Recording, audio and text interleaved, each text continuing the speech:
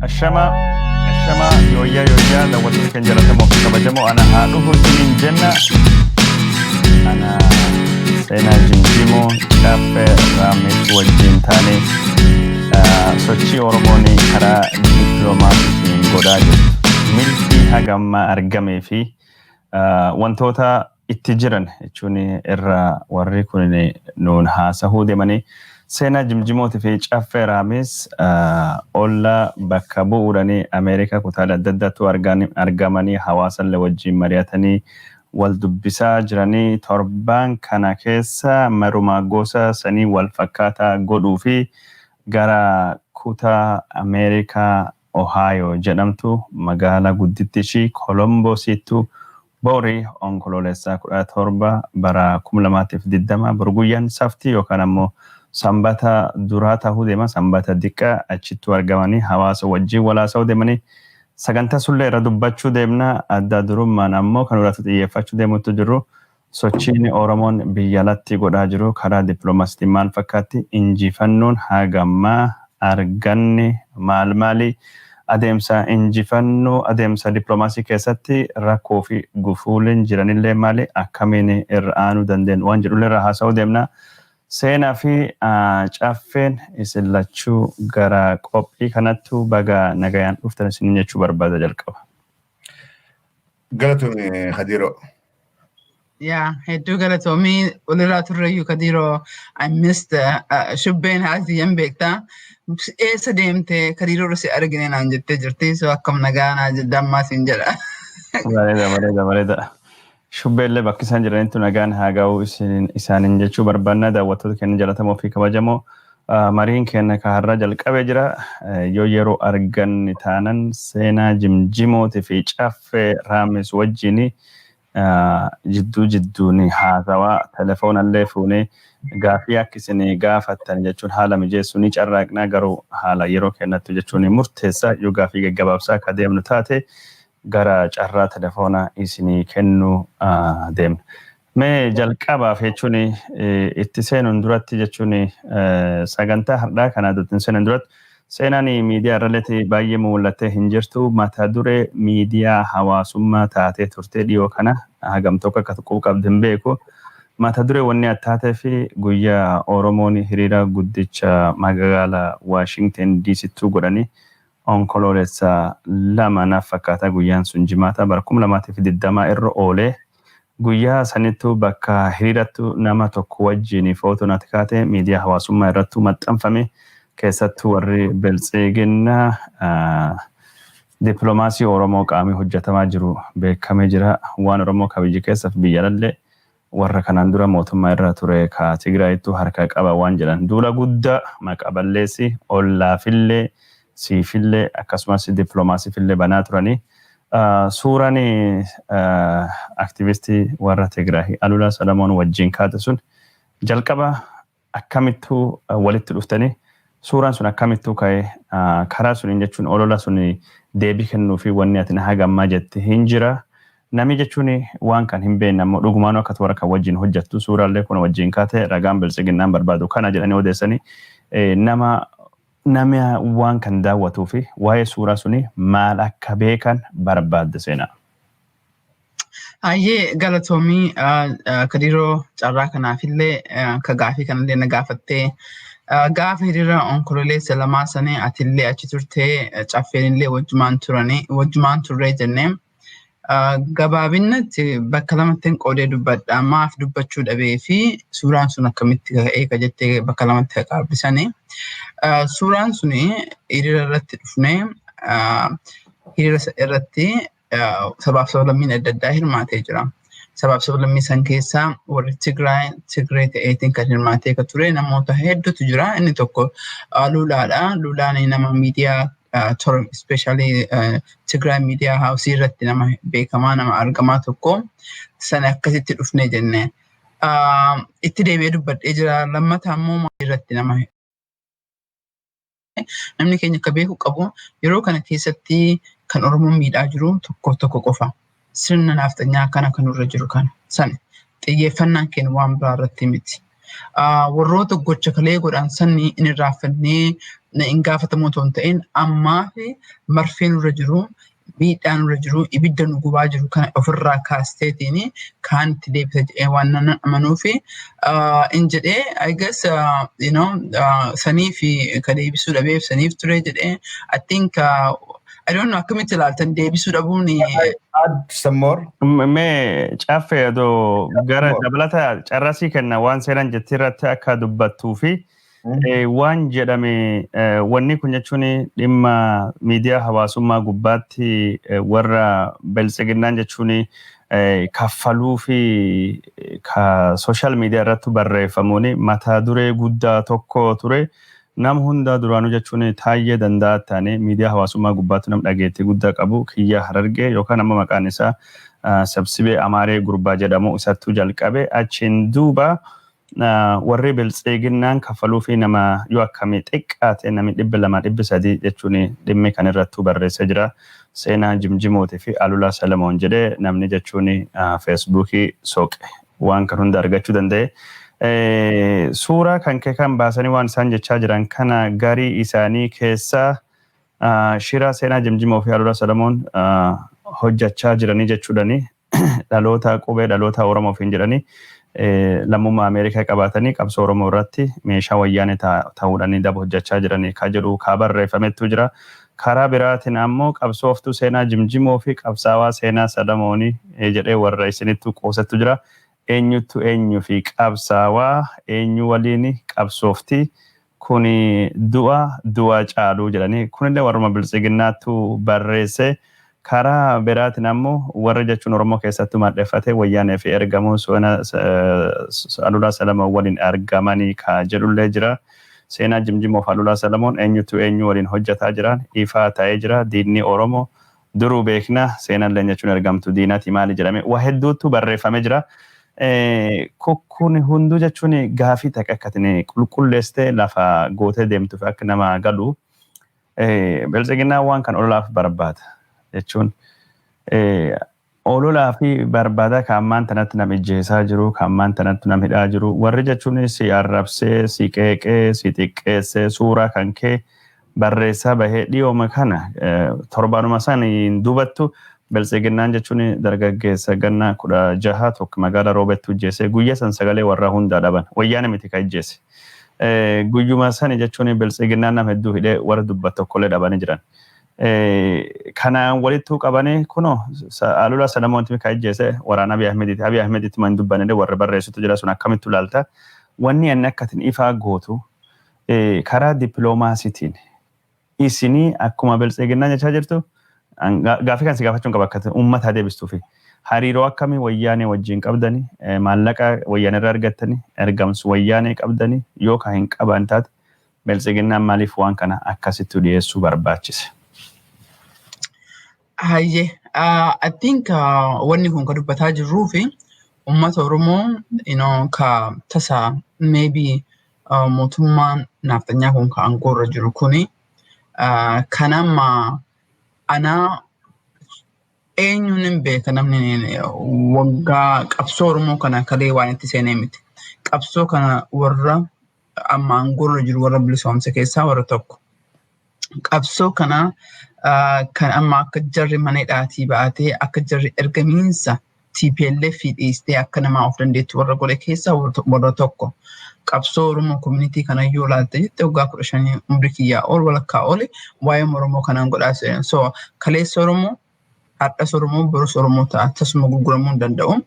Yennaa TPLF warra Opidoo ergataa turte nuti warra gama dhaabbannee bilisoomaa jennee sammuu jaraa bilisa goonee laakiin sammuun gabroomte boosa jijjiiratte malee tasa ofiin akka jiraachuu hin dandeenye argeen waan tokkoonti barreeffama jiraate warri kalee ergamtoota TPLF turan ofii jiraatii ofaa danda'anii nullee haa ceessan ofiillee haa calan jenne akka vaakiyuumiin Tigreen deemu uumtee vaakiyuumii sana immoo kan replace godhee naftanyaaf ergamanii yookiin ofii jiraatiyyuu naftanyaa ta'anii jedhanii jechuudha. Naftanyummaan dhiiga qofa otoo hin ta'in ilaalcha waan ta'eef akkasumas oromummaan dhiiga qofa otoo hin ta'in ilaalchallee waan ta'eef jechuudha. Wanti kana eenyummaa kiyya irratti I don't know because kalees and very persistent and obvious clearly the eenyummaa kiyya tasuma makeen beeku nama biraa wajjin dalageen beeku waa'ee Oromoo irratti gurguree asiif achi dhaheen beeku kalee Itoophiyaa ta'ee Oromoo ta'ee hin beeku there is nothing zero ani jiru kan koota irratti Oromoodha kan hin dhaladhe Oromoodha ta'e kan jiraadhe hadha otoo hin ta'in waggaa 15 hadhaa yennaa iskuula jiruyyuu yennaa kullee jalqabee jedhee ani Oromoodha biyyuma kana keessatti ijoollee wajji guddannee gaafattee jirti ani Oromoodha gaafuma tokko Itoophiyaa ta'een beeku jiru kiyyaatti buukee dubbisuu dandeettaa so clarity is as clear as water wanta sanii ol addaa taaka jiran arguu kan Oromootiin bilxiginnaan PP maaf kana godhe yoo jette gadiiroo akka dhuunfatti akka nama tokkotti ilaalcha oromummaa irratti guddattee ilaalcha oromummaa sun ammallee calaqqistaa oromummaa fi dhaabbatte garuu akka hoggantuu oollatti akka nama dippiloomaasii hojjatutti ergamsi wayyaanii isin fudhattanii jirte hariiroo akkamii waliin qabda nama qulqulleessu deemaa waan jirruuf akka dhaaballee dubbachuu waan qabnu. Yaa dhugaadha akka dhaabattillee ila itti deebi'uu sadaffaa irratti hanqara lammaffaa irratti kan dubbachuu barbaadee jedhee. Bilxiginnaan maaka kana goote akka yemmee kataa hedduu seentee dubbatte kanarratti dubbatte akka ollatti illee obviously daayirektara olaanaa irra guddaadha Oromoof qofa dalagnee jenna nuti Oromoof qofa danna haa ta'u malee nuti ollaan mirga namaa dubbata waa'ee mirga namaa irratti yoo dhufe mirga Oromoo qofa otoo hin ta'in mirga sabaaf sablammii biyya san keessa jirtu saniyyuu dabarree gaanfa Afrikaa warra jiru yeroo carraa adda addaa irratti ni dubbanna ni afoo dhaabbannaa ni sagalee taanaa fi yeroo kana keessatti mootummaan abbaa irree ka uummata sabaaf sablammii miidhaa jiru mootummaan farra federaalizimii kan ta'e mootummaan oromummaa akka summii Itoophiyaatti ilaalee Oromoo adamsiisee mana hidhaa keessa ka jiru mootummaa Ameerikaa resolution itti baastee jette mootummaa heeringiin engadda irratti bahee jedhee sigalee dimokiraasiin dhaabbatee jira jedheetiin ka heeringii 7 dura baasanii jedhan suni mootummaa san irratti of course waan tokko beeknu namoota hedduutu waa'ee adda addaa irraatiin qunnamee jira warroota sabaaf sablammii hedduudha ilaaltee jettee torban sadii dura konvenshiina keenya irratti sabaaf sablammii 7 yaamnee jira sabaaf sablammii san keessa warri Tigree warra tokko so hariiroon keenya namoota adda addaa irraa walitti dhufne jenna garuu ajandaan keenya especially ka fookasitti ta'ee jedhu waa'ee Oromoo irratti erga ammallee qabxii sadaffaa irra kasi deebisee jedhu ka hedduudhaan dhaabee jedhee nuti kan dalagnuuf waa mallaqatii beellaf nutti kennee otoo hin ta'in kanallee ka dubbataa jiru because namni Oromoo ka ijaaf gurra qabu kasammuun isaa xiqqoo yaaddu waan kana obviously natti fakkaata akka ilaalcha kiyyaatti garuu warra maybe akka tasaa dhaabni kun mataa joorsee miidiyaan biyya sanii nafxanyaadhaaf warroonni biraa adda addaa wal ta'aniitiin uummata keenya mataa dhiqaniif yaadni kun ka dubbadhu jechuun ankaleellee kan hin dubbadheef akka seenaattillee akka dhaaba ollaattillee bakka bu'e tokkoof tokko qofa ajandaan kiyya mirga kan uummataa kan dhiibaa jiru kan amma uummata mana hidhatti ugguree jiraa jiru kan nama ajjeesaa jiru kan ijoollee mucaa daa'ima kiyyuu ta'uu danda'a mucaa waggaa 14 kana kan ajjeesee jedhe ka obboleettii daa'ima garaa qabdu kan ajjeesee jedhe ka beeksisa Oromoo mana hidhaa jiru TPLF miti mootummaa PP kana so ammaa fi mootummaan coobsaa mootummaa abbaa irree ka Ameerikaan itti dubbataa jirtu akka ollattis bakka buunee ka dippiloomaasii galme hedduu agarsiisaa jirru torban tokko dura ka asirratti dhufeeti waa'ee resolution dabarsinee jennee agartee security forcein akkana nama ajjeesee nama hidhanii otoo mana murtiif hin dhiyeessin tursiisuu ji'a 2 ta'anii ka'anii terrorizimii namarratti ba'uun mootummaa uummata terrorize godhaa jiru yeroo kana keessatti olaalte jetti mootummaa tokko qofa abbaa irree mootummaa nafxanyaa kana ka aangoorra jiru kana kanaafuu akka ollaatitti illee mirga namaa maraaf iyyuu dubbanna haala adda addaa irratti sabaaf sablammii Itoophiyaa hundaaniyyuu hariiroo ni qabna haasaa ni qabna ni dalagna garuu kan dubbataa jiru wanni exclusively warri nu kafaleetiin TPLF nu kafale kan jennu kuni wannuma ajandaa PPni nama qulqulluu kan mirga namaatiif dubbataa jiru carraa ta'ee gaafa uummata afotti wal ga'ee hiriira irratti walitti dhufnee jennee hiriira san keessatti suuraan kaayetiin akkasitti hafarsanii isaa jiranii. So I think anaafillee carraa ta'ee yeroo hin dubbanne hin beekte wanna kanarratti tasuma commenting goone because if value isaallee ilaalee jedhu ajandaa isaa is not worth the time hojjee waa'een amanee fi irra dabarree jennee akka ajandaatitti akka agartee resolution waan guddaa ji'a sadii itti dalagne resolution kun dhufee jedhee resolution kana irratti bakka hanqina qabu akkamitti itti daanaa bakka jabina kana akkamitti warra mootummaa Ameerikaa galuufi qaba resolution kana miti waa hedduutu karaarra jira kan dalagaa jirru yeroo gabaabaa keessatti kan dhufuu fi torbaan dhufu kana keessatti kan dhufe jennee yaada qabnu aduun akkasitti ilaalaa jira ajandaa ofiitiif isachuu fi PP'n akkas goote jedhan gara kiyya. Hayyee PP biratti qabsoo Oromoo namni socho'u hundayyuu dhaaba biraa dhaaba alagaatiin akkuma wayyaanee warra waan dhaabdee fi waan Oromoo hundayyuu wayyaanee waan dhaabdi isaanii wayyaanee waaqi isaanii waan taateef nama biraafillee waaqi warra wayyaanee si'a yaadanii mee caffee waan asirratti dabaluu qabdutu jiraan fakkaata. Yep. Itti fufi. Akka gaariitiin dabaluu barbaada fayyaate dubbii kana haasoo keetii fi kana durallee laayivii kophaa seenee dubbachuudhaaf yaadeen ture. Seenaanis baga gabbaatee dubbattee waan takka wanni namni keenya hubachuu qabu. Arra seenaan kara duraati as ba'u jirti. Waa'ee Oromoodhaa yeroo sii fudhatteeti halkanii guyyaa dalagaadhaa jirti. Seenaan warra diinnan Oromoorraa pozitiiviidhaan eeggadhaan ibsa bu'uudha. Waan takka wanni namni keenya akka gaariitti beekuu qabu. Baandaa jechuun adda bilisummaa Oromoodhaa hogganoota adda bilisummaa Oromoodhaa maqaa baandaatiin jiranii. Joowar Mahammad Qeyroo qarree Oromoodhaa sabboota Oromoodhaa hundaa warraan tana maqaa baandaa yookaanis maqaa ergamtoota TPLF itti moggaasaadhaa jiranii. Maqaa kana OPDO'n maaliif sabboonota Oromoodhaatiif moggaaftii jedhee namni keenya itti yaadee if gaafachuu qaba. OPDO'n ifiin nama madaati. Jarri Abiyyii fi warri garee isaa kuni namni waan waa hunda caalaa beekuuf ifiin nama madaala. Waan ifiif ergamtoota jarri kun isaaniif goftaa tureef waan isaan ergachaadhaa turaniif namni hundinuu akkuma isaanitti ergamuudhaaf qophii itti fakkaata. Maaliif? Madaalli isaan namaan madaalan madaala kalee isaan ittiin madaalamaadhaa turan. Warreen isaan uumee goftoota isaanii ka'amata 27 kophee haxaawaa fi turanii salaataa fi turan warreen amata 27 TPLFitti qabsoo godhaadhaa ture wareega kafalaa ture warreen TPLFidhaan toorchi tahaadhaa ture warreen TPLFin qaamaa irrate arraan tana warra akka aschaaloodhaa kana baandaa TPLF godhuu barbaadan. Afaan qeeran qaba afaan waa hunda jira.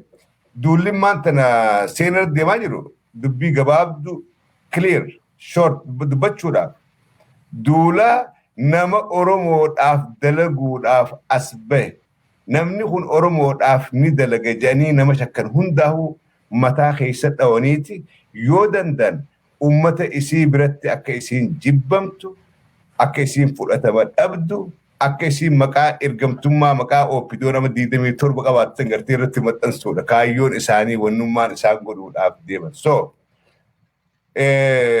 olola karaa OPDOdhaatiin jiru tuffatanii kuusinaa jetti tuffatanii rakutuun bareedaadha. Maaliif? We are moving very fast if dura deemaadhaa jirra if dura gulafaadhaa jirra karaa bilisummaadhaa karaa ummata keenya ijaaruudhaa karaa ummata keenya gurmeessuudhaa karaa dippiloomaasiidhaan ummata keenya addunyaa walitti hidhuudhaa karaa biltsiginnaa yookaan diina Oromoodhaa dippiloomaasiidhaan addunyaarraa kutuudhaati deemaadhaa jirti gulufaadhaa jirti seenaan wanni irratti fokas godheef kana karaa biraatiin waan takkaan dubbadha jira keenya. TPLF paartii biyya Itoophiyaa tana amata 27 olaantummaadhaan dhiittee saamtee bulchaadhaa turte. TPLF paartii OPDO uummattee warra akka OPDOdhaa afur kabiraa sangaa walitti qindeessitee fiitee dachiin qotaadhaa turte OPDO. TPLF arraan tana Tigray bilisa baafteeti. Tigray is the most powerful state in the Horn of Africa. Kana fudhaa. Arra namni warri bilisiginnaadha OPDO'n ergamtoonni walitti qabamee mootummaadha taana jee namaa ergamuu bare warri imma faraqaa TPLF jalaabee irra nafxanyaadhaaf ergamaadhaa jiru kuni sodaan guddoon isaan qaban TPLF irraa. Qabsoo keessatti wanni Oromoon hubachuu qabdu firri dhaabbataan hin jiru, diinni dhaabbataan hin jiru. Kana addunsummaa Oromoodhaa durirraa qabdeeti lafa kaayyattee qabsoo keessatti kakalee siin diinaa arra siin firataa kan arra siin firaa boru siin diinata. Kana fakkeenya jireenya keenya keessa garre. Warri kalee Oroo Amaaraa jennee TPLF kaasuudhaaf politikaalii itti faayidooyinneeti TPLF qaarsine Oroo Amaaraa jennee. Gaafa kalee nuti Oroo Amaaraa jennu jarri TPLF kan mootummaarra ture hangam takka baaraganii rakkachaadhaa turan. Isaatinaa cit indeet አንድ ላይ ይሆናል je'eeti Geetaachon raddaadhaa as bahee u'uu jechaa ture. Maaliif? Yoo sabni gurguddaan kun dhugumaan qixxaawee siyaasaa tolfatee hojiin dalage TPLF lama bultu. Arraan tana wanni boohaa jiraniif diinni Oromoodhaa ka arraan tanaa eenyu nafxanyaa sirna Abiy Oromootti deebisaadhaa jiru. TPLF diina keenya kakareettu. TPLF qeyroo fi qarreen mohaniiti cabsanii injifatanii arraan tana warri kalee nu dhaadatu maqaletti galee nagaumaanuu gartee federaalizimii kana eenyee nagaa hanganta keenya jiraannaa keessiran. Diina kalee moonee wajjin if duuba deebinee morkuudhaaf yeroo hin qabnu because diina ammaa oowwaa ka dhiiga Oromoodhaa guyyarraa gannaqaadhaa jiru ka dubartii Oromoodhaa gudeedaa jiruutu lafa jira. Diina kalee mooneef yeroo hin qabnu. Arra jarri bilisiginnaadhaa akka ifiinu seeniiti akka nuti if duuba deebinee kalee keessa jiraannu barbaadan. Kaleen dabartee kaleedhaa arra diinni keenya arraa irratti fokas gooda diinni keenya arraa sun bilisiginnaadhaa fi sirna Abiy Ahmad jaaree deemuun kanaa jechuudha. Waan kanaan Oromoo doorsuu barbaadan akka gartee uummata keenya qalbiin cabxee doorsifamnee akkasumas jenii yoonni TPLF ammaaf akka beeknutti diina Abiy diina nafxanyaadhaati. Nafxanyaan diina Oromoodhaati. Waan kana irraan deebi'aa dhageeffadhaa. Waan inni itti amanuuf irra deebi'a. TPLF ammaaf arra akka garuu kanatti diina nafxanyaadhaa diina Abiy kuffisuudhaaf dhagaa garan galchin hin qaban. Nutis Oromoon anaa fi seenaa fi hadiiroodhaa fi warri nu fakkaatu diinni keenya arraa kan irratti qabsaa'u jiru kan balleessuudhaaf deemnu kan cabsuudhaaf deemnu kan Oromoorraa kaasuudhaaf qabsaa'aadhaa jirru nafxanyaa Abiy Ahmad hoogganaa jiru. Asirratti hanga karaan wajjin nu oofe yoo wajjin deemne qabsoo keessatti firri dhaabbataa fi diinni dhaabbataan hin jiru kun rakkoo takka illee qabu. Guyyaa sana anaa fi seenaa hojii turre guyyaa guutuu addaa humbaanee wajjin deemaa turre nama si dubbise dhaabbattee dubbattee inumaan seenaadhaan silaan harkarra haadheetiin hammadhee wajjin kaa yookaanis viidiyoo laayivii waraabaan jee'u Awulaa Salamoon. Awulaa Salamoon kalee miseensa paartii TPLF kalee paartiin isaa diina Oromoodhaati arra garuu moonee jira. Diina Oromoon moohuudhaa fi mohamuudha beeyti. Nama moonee injifannee qeeroon teenya dhiiga dhangalaaftee dheessanii baqatanii arra maqalee giree ta'an gubbaan teenya gowwaa qofaatu nama gubbaa ta'a. Diina biraa tokko nu hubee. Kanaafuu seenaan isaa wajjin haasoon kee badii takka illee ni qaba jee namanu kana anaajjaa isaa wajjin waa'ee hegeree federaalizimii Itoophiyaadhaa federaalizimii wajjin jireenya sabaa fi sablammoota Itoophiyaadhaa atis saba biyya sadii keessaa tokko ta'uu keetiin saba Oromoodhaa ta'uu keetiin akkamitti fuuldura wajjin jiraannaa uummanni Oromoodhaa kana barbaada uummanni Tigraay hoo uummanni keessanuu maal barbaada keenya kana barbaadettee Oromoo bakka buutee uummata Tigraay bakka bu'aa isaatti hojii dubbachuun badiidhaas hin qabu.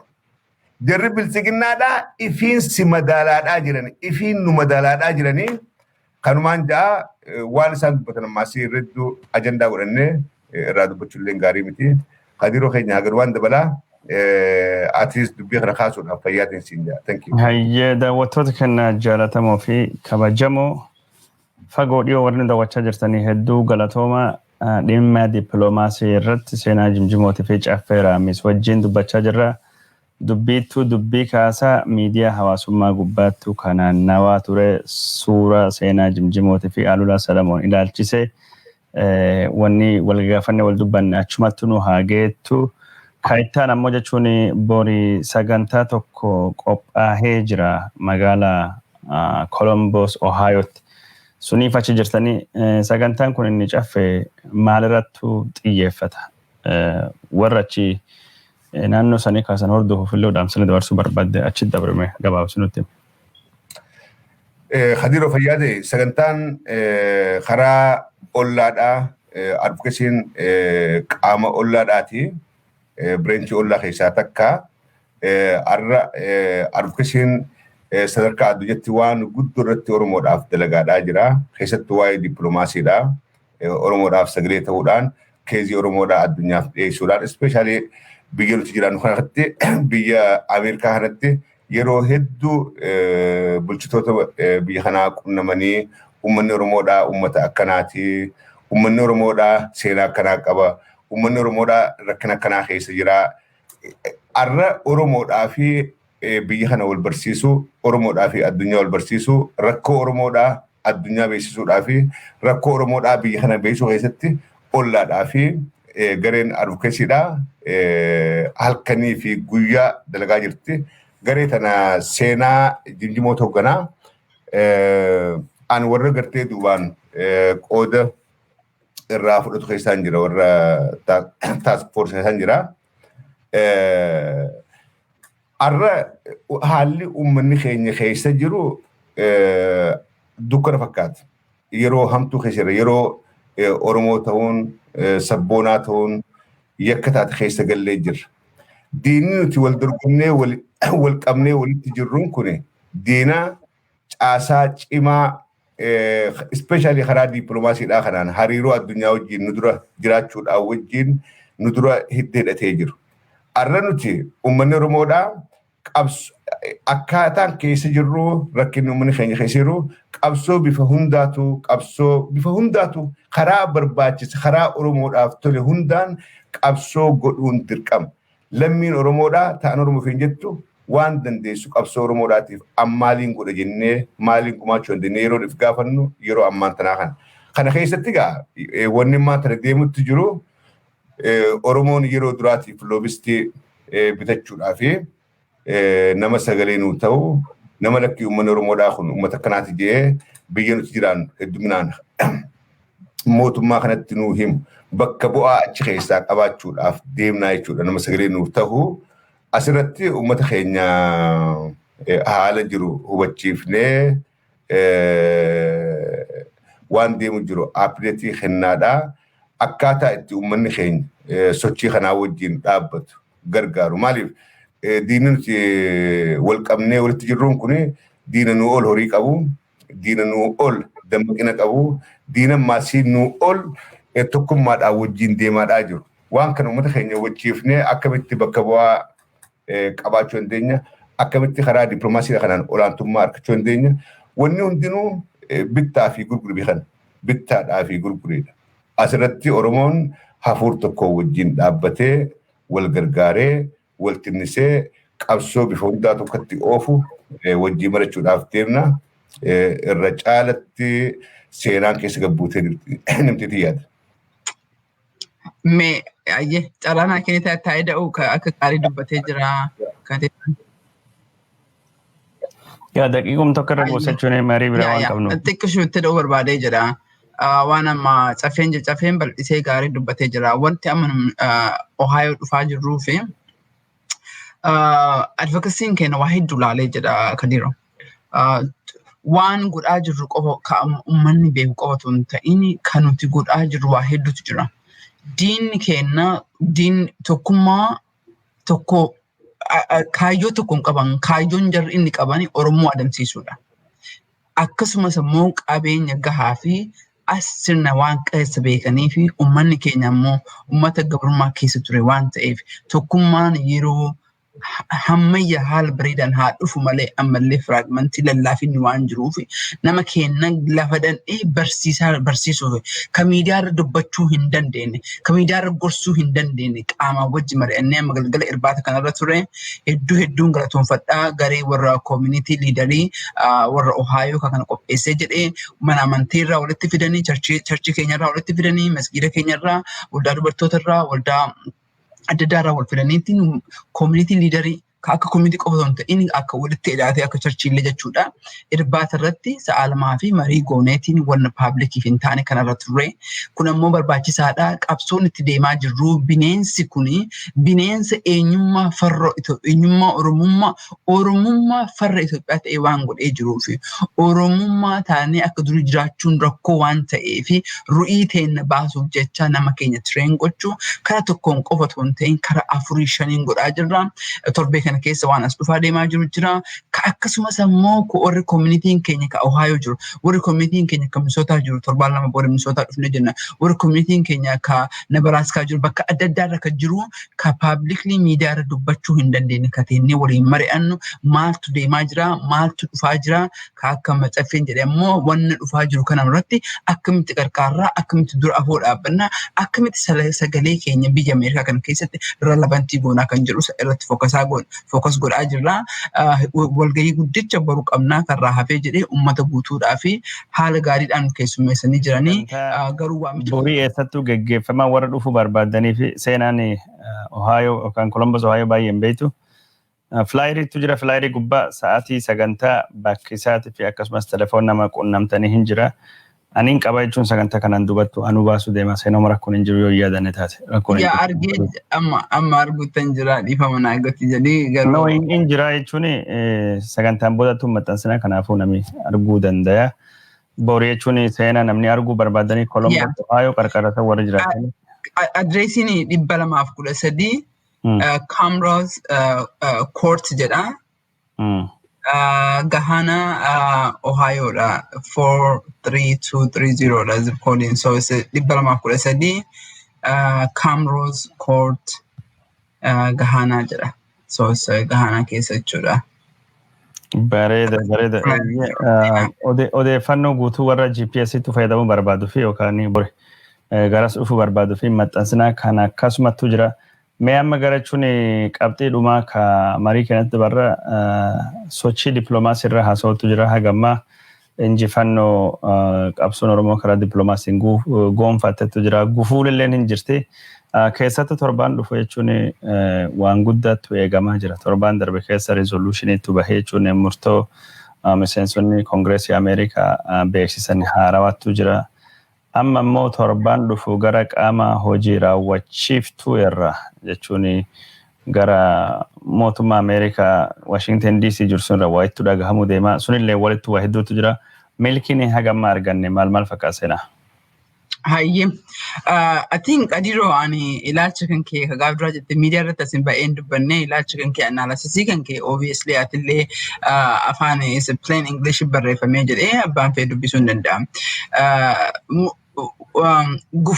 Ani gufuudha jedhee tasuma yaadeen beeku wanna isa irratti haulaattee jette murtoo jechuun injifannoo jechuun kadiroo nam tokko pirezidantii injifate yoo jedhamu sagalee harka dhibbaan miti kan injifatu 50+1 is the winner. 50+1 ila sagalee 51 jechuun injifataan isa san.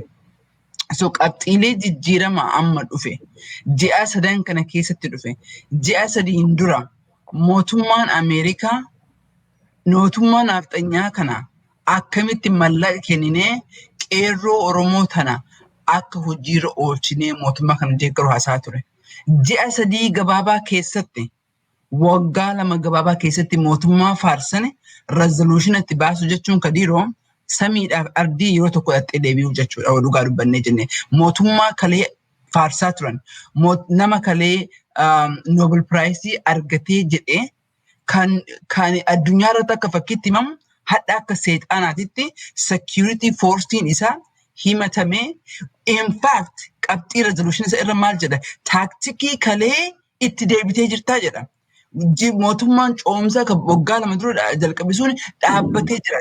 Hanganaa olii so ani akka malee hinjifannoo guddoodha ilaalcha Ameerikaa jijjiirree kama jedhu waraqaa baasnee hearingii ture achirra resolution exactly order nu gaafataa turreen dhufeen jedhee akkuma gaaf dura mari'annee jennee nuti waan nu baasnee miti garuu ilaalcha keenya karaarra akka jiru tokko saniif deeggarree jenna.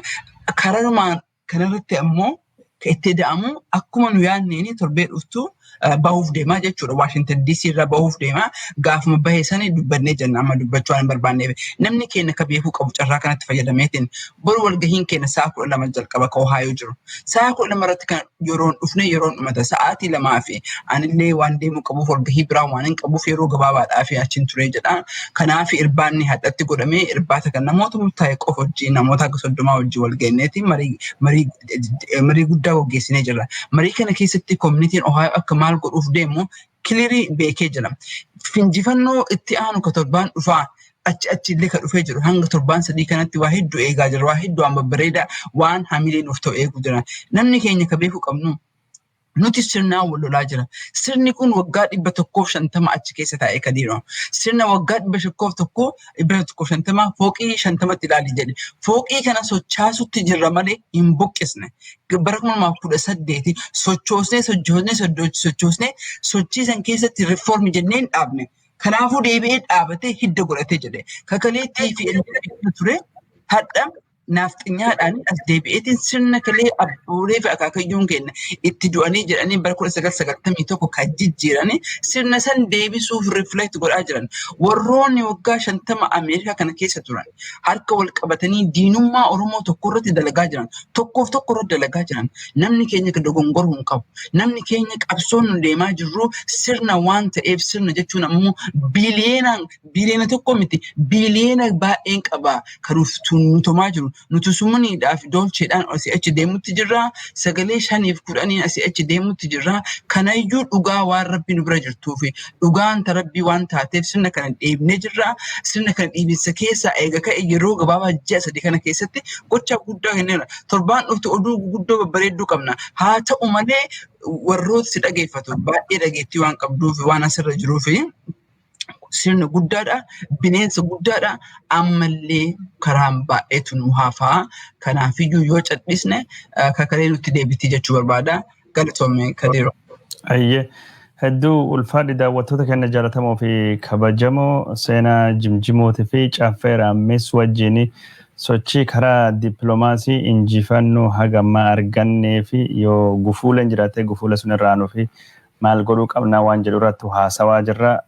Murtoo tokkottuu darbee ture dhiyoo kana Koongireesii Ameerikaa keessatti ka miseensi Koongireesii Ameerikaa Karen Baas qopheessitee sanirratti jechuun sagantaan qopheesse kasaa tokkottu jira.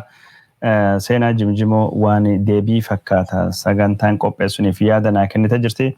Kadirooni sagantaa san keessattuu maal jedhee akkamittuu laalee akkamittuu xiinxalee akkamittuu hiikee dhiyeesse jechuu warri barbaadanii sagantaa sun irri deebisee sheer isiniif godha yaada sagantaa sun amma asittuu deebisee seenaa wajjin bifa falmiitiin dhiyeessuu waan hin barbaanne fi seenaan akka deebii kennituu fi sagantaa boriitii fi jalbultii sunii fi akka sooftuu waan barbaadee fi yaadii kiyya immoo guutumatti achi keessa waan jiruu fi akka isinii deebitanii dhagahuu dandeettanii fi sagantaa sun kan irri isinii deebisee maxxansuu ta'uu asumaanuu isinitti hima. Seenaa jechuun bakka sanitti jechuun hubannoo adda addummaa yaada waan jiruu fi akkuma jiruttu haa dhiisnuti akka hundaafuu jechuun wanni isin hojjechaa jirtanii waan jajjabaadha waan guddaadha suni akkasittuu fudhannee deemna. Caffeen waan kanarratti wanni irra buustu jiraate garaan kee dhufa. Kadiiroo yooni boru dhiyaan wayyoo sa'aan deemtee jirtu bira sa'a 2 deemnaa borummaasii walgahii qabnaa. Bareeda akkas taanaan jechuun asumattuu gabaabsina daawwattoota kan jaallatamoo fi kabajamoo warra hagaman daawwatan hedduu isin galateeffannaa sila adoo taate yeroo qabaannee telefoonallee bilbilee yaada keessanii fudhannaa jennee waadaa seennee turre haa ta'uutii malee sa'aatiin waan nu daangessee fi gaafii isin gaafachuun akka hin dandeenye ka hubanne seenaa jimjimooti fi caffee raameside lachuu Columbus Ohio jiranii isaan biratti amma halkan keessa gara sa'aatii takkaa fi wadhakkaati borga namaan kaanii qophaa'uu qabanii Dippilomaasiidhaan waan hagammaa hojjenne injifannoolee akkasumas waan kanaan duba kara deemuun hafa sunillee seenallee waliin taane caffeellee waliin taane miseensa ollaa kabiraatii fi akkasumas hayyoota birallee wajjin ka haasofnu ta'uu isinitti himna. Murtoon jechuun manii marii Ameerikaa keessatti Kongireesii Ameerikaa mani marii ummata Ameerikaa keessatti bahee kun sunilleen dhiyaatee beeksifamee jira. Sunilleen adeemsa seeraa eeggatee akka duratti deemu torbaan dhufu keessa immoo jechuun karaa hojii raawwachiiftu irra waan dhageenyutu jira. Sunillee jechuun yoo guyyaan geetti jechuun guyyaa 2-3 dubattu waan qabannee simbiraan geenyutu jira. Kunillee namoo injifannoo dippiloomaasii keessa himan itti jirru keessa waanuma tokko lama karaa dubbannu karaa sunittu jira. Warri nu daawwattanii hedduu galatoomaa seenaa fi caffeenis galatoomaa halkan gaarii isinii haa ta'uuti borilla sagantaa milkii isinii haa ta'uuti warri sagantaa sun irratti hirmaachuu feetanii teessoo bakka sunii ka isinii maxxansinu taati hedduu galatoomaa ulfaadhaa nagayaan nu bula daawwattoonni kennas hedduu galatoomaa isiniin jechuu barbaanna nagayaatti isinii jennuuti dhadhiiroo. Galatoom kabira fayyee uummata Ohaayootiin carrama kanaan fayyadamee ammallee kottaa hin hafinaa yookaan kottaa anillee filaayitii waan qabuuf waan hin deemee jedhaam waa hedduu mari'achuu qabnaa diinni keenya tokkoof tokko qofa diina kanammoo waliin hoo taane qofa buqqisuu dandeenya hirmaadhaa siin jira carraaf galatoom kadiira. Fayyada.